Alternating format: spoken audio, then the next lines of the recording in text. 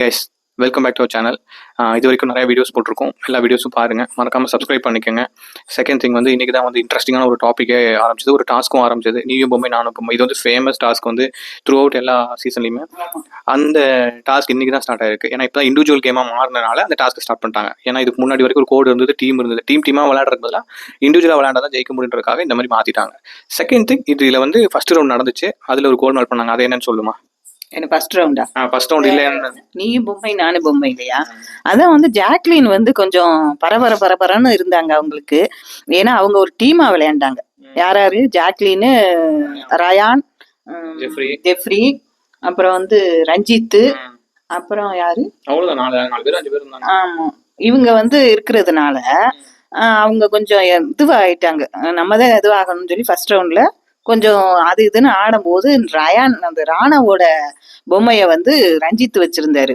அந்த பொம்மைய பார்த்துட்டு ஜாக்லின் அது வேணாம், அதை கொண்டு போய் வைங்க, இந்த தர்ஷிகா பொம்மைய வைங்கன்னு சொல்லி ஜாக்லின் தான் ரஞ்சித் கையில கொடுக்குறாங்க. ஆனா அது என்னன்னா, இவங்களுக்கு தர்ஷிகா வந்து சௌந்தர்யா பொம்மைய கையில வச்சிருந்தாங்க. இது என்ன ஆச்சுன்னா, தர்ஷிகாவுக்கு சரியான கோவம் வந்துருச்சு. கொஞ்சம் நஞ்ச கோவம் இல்லை அவங்களுக்கு. ஏன்னா இது ஒரு டீமா நீங்க விளையாடுறீங்க, இதுல வந்து ஒரு பொம்மைய வச்சிருந்து ஹோல்ட் பண்ணா பரவாயில்ல, இன்னொரு பொம்மைய கொடுத்து வச்சுக்கங்கன்னு சொல்லி கம்பல்சரியா என்னைய வந்து டார்கெட் பண்றீங்க அப்படிங்கிற மாதிரி தர்ஷிகா கோவப்பட்டு பேசிட்டாங்க.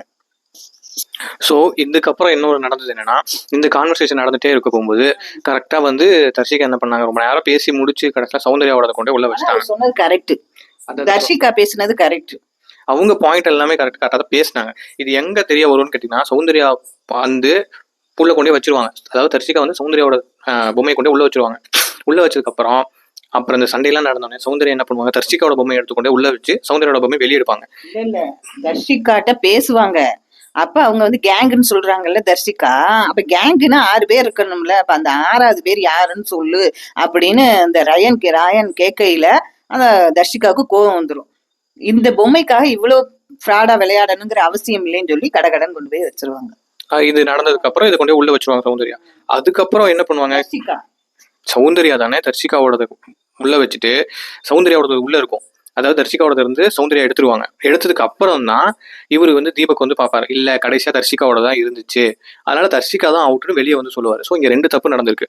ஃபர்ஸ்ட் தப்பு, கையில இருந்து மாத்தக்கூடாது, பிட்டுக்குள்ள இருந்து மட்டும்தான் மாத்திக்கணுமே தவிர வெளியே வந்து மாத்தக்கூடாது. ஃபர்ஸ்ட் தப்பு. செகண்ட் தப்பு என்னன்னு கேட்டீங்கன்னா, அந்த உள்ள வச்ச பொருளை திருப்பி எடுக்கிறது. இந்த 2 தப்பு நடந்துட்டனால இதை இந்த ரவுண்டே கேன்சல் பண்ணிடுவாரு பிக் பாஸ். ரவுண்டே கேன்சல் பண்ணனால என்ன பண்ணீங்க ரஞ்சித் எக்ஸ்பிளைன் பண்ணுங்கன்னு கேட்க போகும்போது அவ்வளவு உளருவாருப்பா. ஏன்னா இந்த மாதிரி பிக் பாஸ் நான் ராணவோட வச்சிருந்தது போது ஜாக்லின் தான் கொண்டாந்து கொடுத்தாங்கன்னு சொன்னாம, ஜாக்லினே ரயான் நீ தானே கொடுத்தேன், நான் உங்ககிட்ட கொடுத்தேன், நீ ரஞ்சித் சட்டை கொடுத்தேன்னு சொன்ன, ரயான் ஆமா நான் தான் கொடுத்தேன்னு அவரே ஒத்துக்கிறாரு. நம்ம வீடியோ பார்த்து நம்ம முட்டாளா இல்லை அவங்க ஒத்துக்கிறாங்க அவங்க முட்டாளான்னு தெரியல. ஏன்னா கையில இருக்கிறத வாங்கி ஜாக்லின் இப்படி மாத்துவாங்க, அதை கொடுங்கண்ணா இதை கொடுங்கண்ணான்னு கொடுத்துருவாங்க. அப்போ கூட அந்த பொம்மையை எடுத்து தர்ஷிகாவோடது தான் நல்லா பாப்பாரு ரஞ்சித். நல்லா இப்படி பார்த்துட்டு பின்னாடி வச்சுக்குவாரு. கேட்டா எனக்கு தெரியாது அப்படின்றவாரு ஒரு பொய். 2வது பொய் என்னன்னா, அது 2வது கொடுத்ததோடது வந்து தர்ஷிகா நல்லாவே தெரியும் அவருக்கு. ஃபர்ஸ்ட் ராணவோடதுன்னு அவருக்கும் தெரியும், ஆனா நான் பார்க்கலப்பா, அப்படி பார்க்க கேம் எந்த இல்லை அப்படின்றவாரு. ஸோ இந்த மாதிரி உழட்டி விடுவார். இதை பிக் பாஸ் கேட்கும்போது என்ன சொல்லியிருக்கணும், என்கிட்ட கொடுத்தது ஜாக்லின், பொம்மையை வச்சிருந்த ரயான், என்கிட்ட கொடுத்தது ஜாக்லின் தான் அப்படின்னு ஒத்துக்கணும்ல. இல்லை சார் ரயான் தான் கொடுத்தாரு அப்படின்ட்டு அது பொய்ன்னு தெரிஞ்சதுமே பிக் பாஸ் அதை வந்து அந்த ஆட்டத்தை கேன்சல் பண்ணி கூட முதல்ல இருந்து போடுங்கன்ற மாதிரி எல்லாத்தையும் அழிச்சிருவாங்க. அதுக்கப்புறம் தான் போய் குதிச்சு எடுப்பாங்க. எடுத்தா கடைசி ஃபைனல்ல பார்த்தா 2 பேரோட மாட்டிக்கும். தீபக்கோடது ஜாக்லின், தீபக் ஜாக்லின் மஞ்சரி 3 பேரோட மாட்டிக்கும். மாட்டினதுக்கு அப்புறம் இல்ல ஃபர்ஸ்ட் இதுக்கு முன்னாடி வந்து ரயானோட தான் வெளியே மாட்டிக்கும். ரயானோட மாட்டிக்கும், சௌந்தர்யாவோடதும் மாட்டிக்கும், 2 டைம் மாட்டிடும். மாட்டினதுக்கு அப்புறம் 3வது ரவுண்ட்ல தான் இவங்க 3 பேரை எடுத்து வச்சுப்பாங்க. ஃபர்ஸ்டே சௌந்தர்யா அதுதான் கேன்சல் பண்ணிடுவாங்கல்ல. அப்புறம் சௌந்தர்யா மாட்டுவாங்க, ரயான் மாட்டுவாங்க, 2 பேரோட பொம்மை கிடக்கும். அந்த 3வது ரவுண்டு தான் இது இப்ப நம்ம பேசின விஷயங்கள் நடக்கும். ஏன்னா 3வது ரவுண்டு தான் வந்து 3 பேரும் 3 பிடிச்சி வச்சிருவாங்க. அன்சிதா வந்து மஞ்சரியோடதும், ஜாக்லின் வந்து தீபக்கோடதும், மஞ்சரி வந்து ஜாக்லினோடதும் எடுத்து வச்சிருவாங்க. இந்த 3 பேரோட பிடிச்சி வச்சிட்டனால இப்போ ஒண்ணுமே பண்ண முடியாதுன்ற நிலைமைக்கு வந்தோன்னே ஓராடி பார்ப்பாங்க மஞ்சரி என்ன ஏதுன்னு. ஒரு பக்கமும் முட்டி மோதி ஒண்ணுமே பண்ண முடியாது. கடைசியில சரி போய் தொலைங்களா அப்படின்னு சொல்லி அவங்களுக்கு கொஞ்சம் எமர்ஜென்சி ஆயிடும், ஒரு நேச்சுரல் எமர்ஜென்சி ஆயிடும். மஞ்சரி, ஜாக்லின், அது என்ன அட்சிதா, இவங்க 3 பேர் கையிலயும் ஒவ்வொருத்தவங்களோட பொம்மை மாட்டிருச்சு. அப்ப மாட்டவும் என்ன செய்யணும், சௌந்தர்யா இதுதான் சாக்குன்னு சொல்லி மஞ்சரிய வந்து என்னதான் பேசணும்னு இல்லாம இஷ்டத்துக்கு பொய் அது இதுன்னு மஞ்சரி கிட்ட வாயில பேசணும். அதை விட்டுட்டு ஒரு மாதிரி அவங்கள வந்து ஒரு அலக்களிக்கிற மாதிரி, ஒரு பேச தெரியலேனா விட்டுறணும், இல்லைன்னா பேசணும். அது வந்து ஒரு மாதிரி பேசி சௌந்தர்யா நம்மளை இன்சல்ட் பண்றாங்க மஞ்சரி அப்படிங்கிற மாதிரி என்ன பேசணுமோ பேச தெரியாம எதையோ ஒண்ணு செய்யறது. அது வந்து நல்லா இல்ல சௌந்தர்யா பண்றது. எல்லாமே கியூட்டுன்னு நினைச்சு பண்ணா எல்லாமே எல்லாருக்கும் பிடிக்குங்கிற அர்த்தம் கிடையாது. மஞ்சரி கரெக்டா விளையாடுறாங்க, அவங்க பேசுறது கரெக்டா இருக்கு. அதே மாதிரி ஜாக்லினும் அப்படித்தான் சௌந்தர்யாவுக்கு சப்போர்ட் பண்ணிட்டு அவ பேசிக்கிட்டே இருந்தாங்க, எனக்கு ஆதரிக்குது அது இதுன்னு. அப்படி இல்ல, ஒரு கேம் விளையாட இல்ல, அவங்க என்ன பேசுறாங்க, நீ கேமுக்குள்ளேயே இல்ல, நீ எதுக்கு வந்து பேசுற அப்படின்னு சௌந்தர்யாவை மஞ்சரி கேட்டாங்க. அதுக்கு பதில் சொல்ல தெரியாம, நீங்க 2 கையிலயுமே 2 பொம்மை ஹோல்ட் பண்ணி வச்சிருந்தீங்க, 2 கையிலயும் 2 பொம்மை ஹோல்ட் பண்ணி வச்சிருக்கீங்கிற வார்த்தையே ரிப்பீட்டாவே சொல்லிக்கிட்டே இருக்கிறாங்க சௌந்தர்யா. இப்ப மஞ்சரி என்ன பண்ணுவாங்க, ஏன் நீங்க பாத்தீங்கல்ல, நீங்க என்ன செஞ்சீங்க, நீங்களும் தானே ஜாக்லின் பொம்மை எங்கங்கிறத அதுல தேடலையா, 2 கையிலயும் வச்சுக்கிட்டு தேடலையா, அது மாதிரிதான் இதுவும் சொல்லவும் அவங்க அப்படியே ஆஃப் ஆகி போய் உட்காரவும் நம்ம நோஸ் கட் ஆன மாதிரி ஆயிடுச்சு சௌந்தர்யாவுக்கு. அதுலதான் மஞ்சரிய வந்து அவ்வளோ ஒரு ஒரு தரக்குறைவான பேச்செல்லாம் பேசுறாங்க. அதெல்லாம் செய்யவே கூடாது. இதுல காட்டல 9:30 மணி இதுல வந்து அது காட்டல அந்த அவங்க பேசுறத. ஆனா 24 இதுல வந்து பேசுறாங்க, அதெல்லாம் இது பண்ணிட்டாங்க. இந்த சவுண்டு போடுவாங்கல்ல, அது போட்டுருச்சு. சௌந்தர்யா பேசையில எல்லாம் அப்படித்தான் பண்ணாங்க, ரொம்ப பேசினாங்க. அதனால மஞ்சரி வந்து முடிஞ்ச அளவு போராடுனாங்க. அவங்களுக்கு ஒரு பாராட்டு தான் பண்ணணும். ஏன்னா முடிஞ்ச அளவுக்கு அவங்களும் எல்லாத்தையும் பார்த்துட்டு அவங்களுக்கு பதிலா வந்து நான் ஜாக்லின் ஸ்டாண்ட் பண்ணி நிக்கிறேன், உன்னோட வந்து நான் கொண்டே வைக்கிறேன், எனக்காக நீ நிப்பியா அப்படின்னு கேட்கும்போது நான் நிக்கிறேன் கண்டிப்பான்னு சொல்லி ஜாக்லின் வந்து ப்ராமிஸ் பண்ணனால மஞ்சரி வந்து அவங்க வந்து ஜாக்லினோட பொம்மை கொண்டே உள்ள வச்சுட்டு அவங்க வந்து நேச்சுரல் ஹெல்ப்புக்கு போயிட்டாங்க. அது தப்பு இல்லை. பட் டைம் ஆக ஆக ஆக வந்து இன்னும் இக்கட்டான சூழ்நிலைக்கு ஆயிடுச்சு. ஏன்னா வந்து டோர் எல்லாம் க்ளோஸ் பண்ணிட்டாங்க.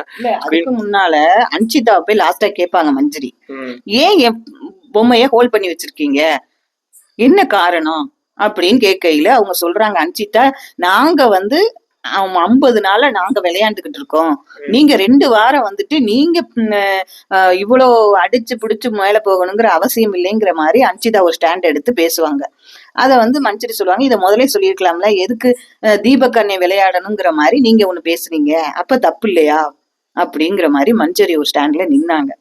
அப்புறம் வந்து ஜாக்லின் வந்து அவங்க நான் மஞ்சரிக்கு வாக்கு கொடுத்துருக்கேன்னு அவங்க நிக்கிறாங்க. ஸோ இப்படிதான் நடந்துட்டு இருக்கு. இதுதான் வந்து நடந்தது கடைசி. இப்போ நாங்கள் வந்து 1.5 மணி நேரம் எபிசோட் மாதிரி இழுக்க விரும்பல. என்ன ஆச்சுன்னா இதுதான் இவ்வளோ இந்த ஸ்ட்ரெச் வந்து ரொம்ப நேரம் நடந்துச்சு.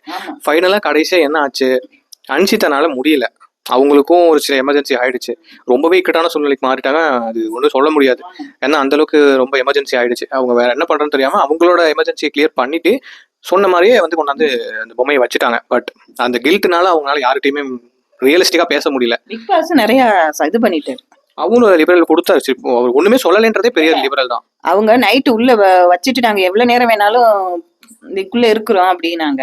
அப்ப எல்லாரும் வந்து கொயின்னு பேசிக்கிட்டு இருந்தாங்க. எல்லாருமே வெளியில வந்து பேசிக்கிட்டு இருக்கையில பிக் பாஸ் எல்லாரும் உள்ள போங்க அப்படின்ட்டாரு.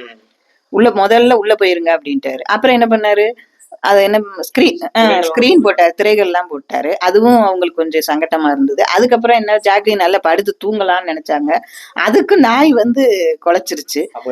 அவர் பிளான் பண்ணதே ஒரு அப்படி ஒரு அழுத்திடலாம் அப்படின்னு பிளான் பண்ணாங்க. 2 பேருமே ஒருத்தர் நல்லா வளர்றாங்க, ஒருத்தர் யாருன்னே தெரியாம இருந்தாங்க. சம்மந்திக்கு அப்புறம் யாருன்னே தெரியாம 2 பேரும் கரெக்டா ஃபைனல் ஸ்பாட்டுக்கு வந்துட்டாங்க. இவங்க ஒரு புஷ் பண்ணி ஒரு கண்டென்ட் எடுத்தலாம்னு நினைக்க போகும்போது மாட்டிட்டாங்க அன்சிதா. அவங்களால ஒன்றும் பண்ண முடியாம லாக் ஆயிட்டாங்க. அது யாருனாலையும் எதிர்பார்க்க முடியாது, அது யாரு தப்பும் கிடையாது. அந்த எமர்ஜென்சிக்கு வந்து இல்லை அன்சிதா நீங்க இருக்கணும் அப்படிலாம் சொல்லியிருந்தாருன்னா அவ்வளோதான், வேற லெவலாக இருக்கும். அவங்க புள்ளையும் போக விட்டாரு, சொன்ன மாதிரி அவங்களும் போயிட்டு வந்து எடுத்து வச்சுட்டாங்க. ஸோ இதில் தப்பு ஒன்றும் இல்லை. பட் ஸ்டாட்டிஸ்டிக்லாம் வந்து அன்சிதா பண்ணது ஓரளவுக்கு கரெக்டு தான். அவங்க மனசுக்கு தகுந்த மாதிரி விளையாடிருக்காங்க. அதுக்கப்புறம் ஃபைனலாக தீபக்கு தான் நாமினேஷன் ஃப்ரீ பாஸ், ஐ மீன் அவரை நாமினேட் பண்ண முடியாது, அவர் கேப்டனாக இருக்கிறனால அந்த பொம்மைக்காக நீ பக்காலத்து வாங்குறது வந்து பெருசாக இருக்காது, வேஸ்ட்டு தான் அப்படின்னு புரிய வச்சோன்னே ஓகே, அவங்களால முடியலன்றது ஃபர்ஸ்ட் பாயிண்ட். 2வது பாயிண்ட் அந்த பாயிண்ட் லாஜிக், அதனால அவங்க கிவ் அப் பண்ணிட்டாங்க, கொண்டே உள்ள வச்சிட்டாங்க. ஸோ இதுதான் நடந்தது. இந்த கேம் இன்ட்ரெஸ்டா ஆகும் பாக்குறோம். இப்போதான் ஒரு பாயிண்ட் ஏறி இருக்கு, கொஞ்சம் ஏறி இருக்கு. இன்னைக்கு தான் கொஞ்சம் வியூஸுமே ஜாஸ்தி இருக்கு. இது வரைக்கும் 40,000 50,000 60,000 தான் இருக்கும். இன்னைக்கு ஒரு 82 86 வரைக்கும் பார்த்தாங்க.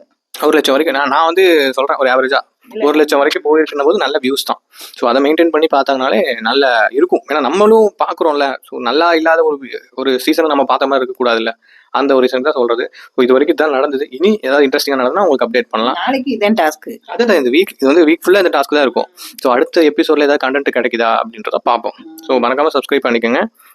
ஃபுல்லாக பார்த்ததுக்கு நன்றி.